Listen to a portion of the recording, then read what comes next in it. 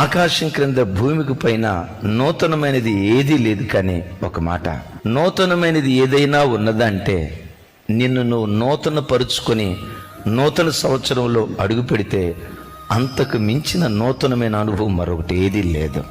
అంతకాలం త్రాగిన భర్త తీర్మానం చేసుకొని, అమ్మా త్రాగి త్రాగి కుటుంబాన్ని అప్పుల పాలు చేశాను, ఈ దినం నుండి నేను తాగనమ్మా, ఒక నూతన వ్యక్తిగా నా జీవితాన్ని నూతన అధ్యాయాన్ని ప్రారంభిస్తానమ్మా అని ఒక భర్త తీర్మానం చేసుకుంటే ఒక భార్యకి అంతకు మించిన పండగ ఏముంది చెప్పండి?